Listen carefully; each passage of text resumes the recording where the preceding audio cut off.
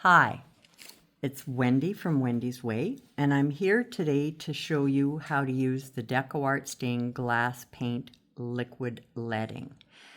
This can be used on glasses that you can bake and put in the dishwasher. We're doing it to make a faux stained glass picture. This one's being done on a window frame, on a picture frame. I've done them on a window frame, all kinds of things. Now you can get, we use all kinds of leading. I use the PBO leading as well, which shows you, which you don't need a little nib. This one, I put a little nib on the end of it's a tinier hole on the end of my bottle because I don't want the leading as thick as it does come out. So I'm just going to show you how squirting the leading, see how I can drag it along. If I press and stay there for too long, do you see my fat holes? I don't want that thick. I want thick enough to keep my paint in the lines, but I don't want to use up all of my leading. So I'm going to start out here. I've cleaned my glass, I've taped my line drawing or pattern underneath, and I'm going to start by applying my leading. I have my nib. People say, oh, I'm too shaky. That's okay. I have my nib right on the glass. If you do a boo-boo and you pull a line that you didn't want to pull, then you can just take a damp flat brush and wipe it back. If something crosses over a stem, I recommend doing it first so that I don't make my stem too long. This guy here, that's the bud on the poppy. So he has all these little hair that stick out. So I just kind of come along and I'm going to put all those little hair in there. If you forget to lead something, you can go back and lead on top afterwards. Little squeeze to make sure I'm getting it thick enough. And I may be a little off from the line because I'm from the side over here. It doesn't matter. As long as your picture looks like it's correct, good enough. So those are hooking up to each other, and you can see how a piece is thicker here and there. This is a picture. It's not a Rembrandt here. We're just gonna have some fun with this. And so I come along, I'm going to add all my leading. I recommend you do like along one side, and I'm working my way here. On the big window, it's huge. So it's reaching quite far. So I recommend doing around, turn the window, work again. So this whole thing is going to be done like this. And you can add a little, whoops, now see I've got a blob happen there. It's not a big deal.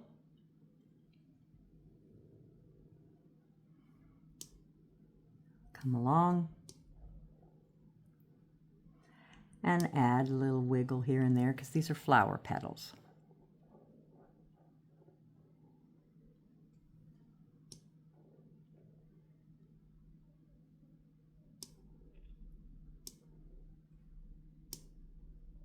I find this fun and actually relaxing. I hope you do too.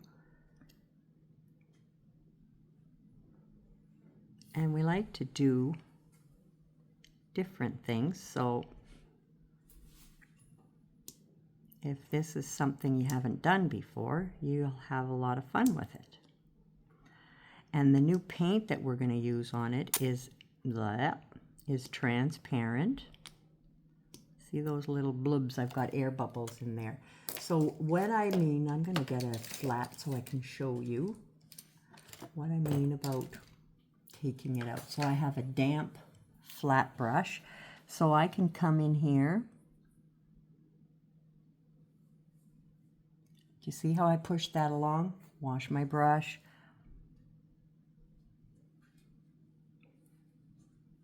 So I can straighten out my lines if I want.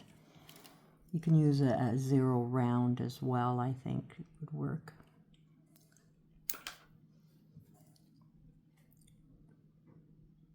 There. I have one little hitchhike left over there. But see how you can manipulate and move your lines around. I got a little too anxious there. So I want to make sure if you've had your bottle tipped for a long time, you want to make sure that you give it a squirt maybe on your palette or a piece of paper or whatever, so you don't end up with those air bubbles. Even this is going to be done like in the bottom. This is the bottom of the poppy, and we want to have those black markings in there. But again, if you don't do them, you can put them on afterwards. So I just want to make sure that once I'm done, and I think I went back after and I put a couple, I've got some down here, so I'm just going to do a couple of little lines, not pressing too hard, adding a few lines in my leaves. These are iris leaves, and these ones, you know how they're very ribbed, so they would likely have those little parts in them. So we're going to add all these lines, I can stop, take a break, have a coffee, glass of wine, whatever. I've got some lines in here. I'll just add a few. And you know, that skipped out like that. That's just perfect. Don't worry about it. So I'll continue all of this. I'll get this all on and we'll leave it dry overnight. And I see what I did here? Check this out. I reached over some that's already dry, that's working, and I boo-booed it up. So I gotta come in here and clean up that edge. So that's the reason where I talk about doing from one side over, and you can flip your piece so that you're not working across a wet area, because we don't want this. Alrighty, have fun, and we'll see you later.